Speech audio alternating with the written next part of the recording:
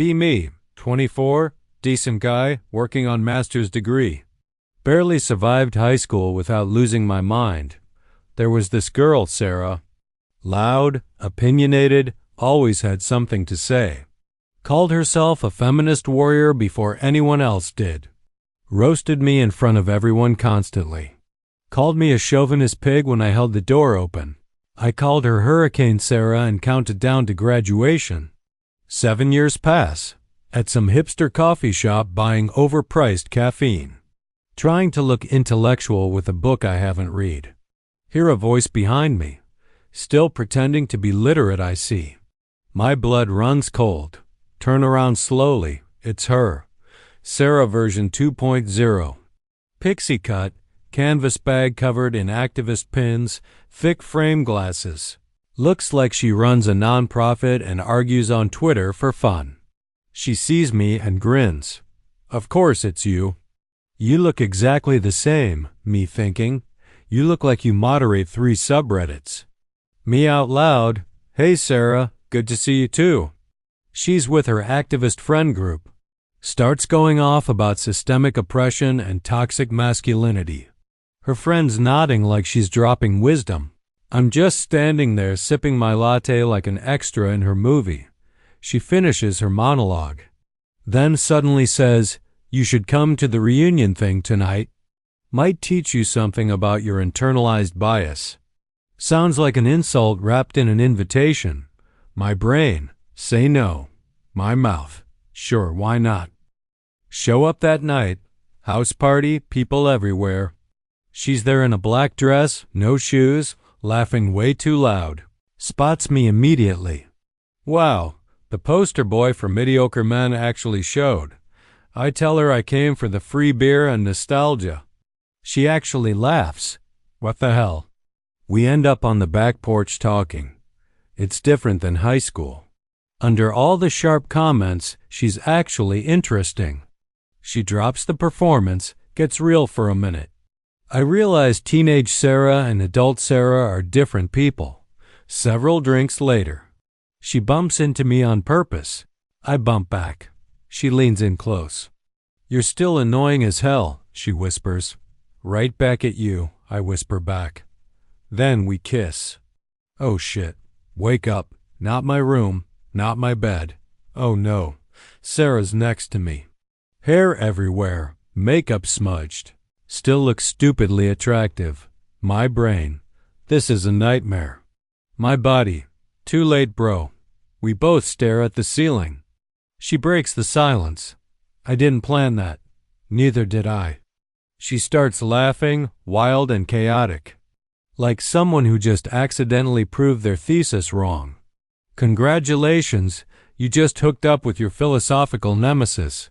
Do I get a certificate? Get dressed in painful silence. She makes coffee, won't make eye contact. Finally says, this didn't happen. I mean, it kind of did though, 3 weeks later. Sunday morning, 8 a.m., someone pounding on my door. It's Sarah. She looks pale and stressed, holding a plastic bag from the pharmacy. Walks in without being invited. Pulls out a pregnancy test. 2 pink lines. Neither of us speaks. The silence is deafening. This is your fault, she says. Pretty sure it takes 2 people, Sarah. She glares like she wants to smash the patriarchy using my face. I cannot believe this. I'm supposed to be dismantling gender roles, not. She gestures at her stomach like it betrayed her. My brain has left the building. She starts pacing, ranting about autonomy, social constructs, expectations. I'm sitting on my couch holding a pillow like a shield. She stops, stares at me. What are we going to do? Next few days are chaos. She alternates between confidence and panic. I can handle this alone. But what if I mess everything up? Why do you look so calm, me? I'm literally dying inside. She drags me to a feminist support group. It's 6 women drinking oat milk lattes complaining about men. They don't know I'm the father. Sarah's too proud to tell them. I'm just the mistake in the corner. We argue in the parking lot afterward. She yells about how this destroys her 5-year plan. I yell that life doesn't care about plans. We're both standing there breathing hard. Then something changes. She stops yelling. "I'm scared," she says quietly. First honest thing she said. "Me too, Sarah, me too." Few weeks pass. Things get weird. She still makes fun of me constantly. But now she does it from my couch eating my food. "You really drink energy drinks at your age? You really quote Simone de Beauvoir like she's your mom?" This is how we communicate now, apparently. She starts making me come to doctor appointments. Says she doesn't need me there. Gets angry when I'm late. "I'm not doing this for you," she mutters, but her hand stays on my arm when we leave. At one appointment, the nurse calls me Dad. Sarah doesn't correct her. I see her almost smile before she rolls her eyes.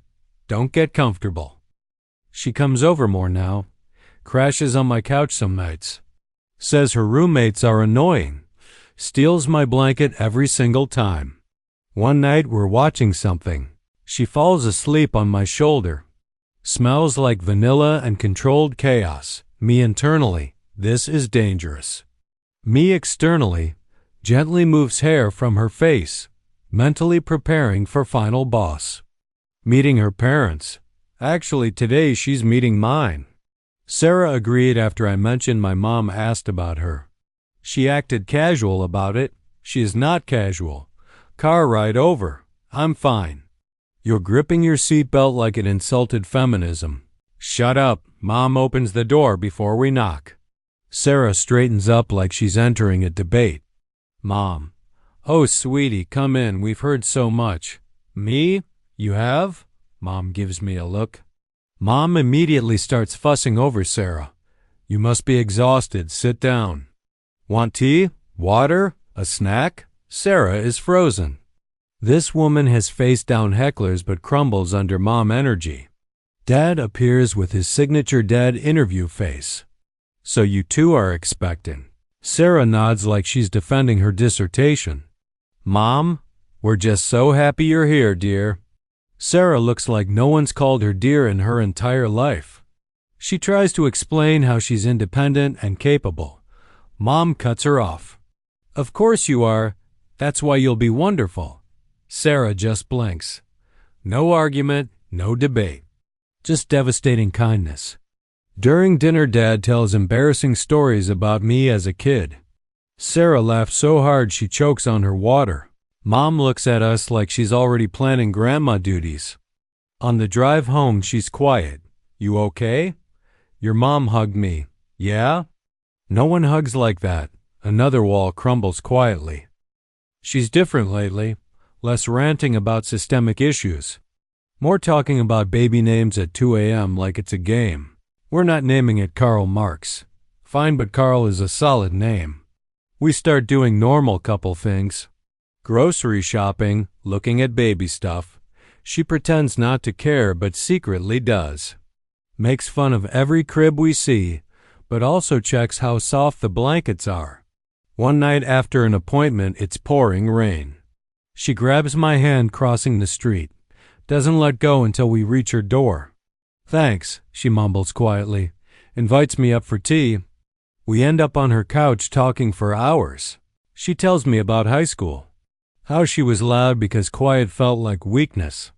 I tell her I genuinely hated her back then. She laughs. "Yeah, I was kind of terrible." Something shifts. Not loud, not dramatic. Just warm and terrifying. Few months later. She's very pregnant now. Her complaints now include physical discomfort. The patriarchy designed this mattress. "Sarah, it's just a mattress." Exactly. Hospital room, contractions starting. She's swearing at everyone. "I hate you." "Why me?" "Because you were there."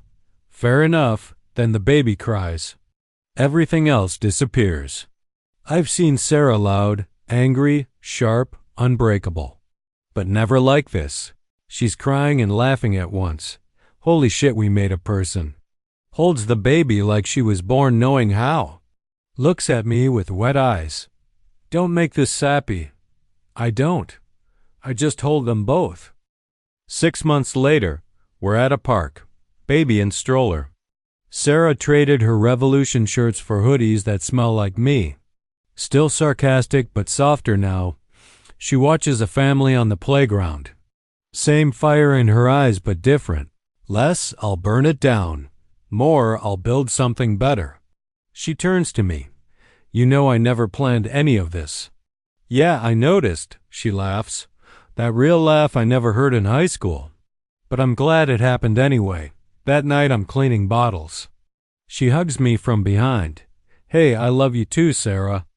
My face when the girl who roasted me daily now steals my clothes and falls asleep on my chest, with our kid between us. 2 months later. Still me, still her. Now also tiny chaos demon with her eyes. Sarah hasn't changed. Still rolls her eyes at everything. But now does it while sitting on my lap, stealing my food and hiding smiles. Today at the park. Tiny human asleep in stroller like she owns the place. Sarah in oversized sweater, messy bun. Laughing, full and loud and warm. For a moment everything feels quiet. This isn't the girl who wanted to fight the world. This is the woman who accidentally built a life with me. I reach into my pocket, hands shaking like an idiot. Yeah, it's happening. She turns around as I kneel. Wait, are you? Yeah. Her eyes go wide. No speech, no argument. Just this soft, glowing smile that destroys me. You're the most infuriating person I've ever known, she whispers. And you're stuck with me forever, I say. Sarah laughs, tears forming. Yes, you absolute idiot. Obviously, yes. Random people in the park start clapping like we're in a movie. I pick her up and spin her around. My face when the girl who bullied me in high school became the love of my life. My face when the loudest person I knew built the quietest happiness with me.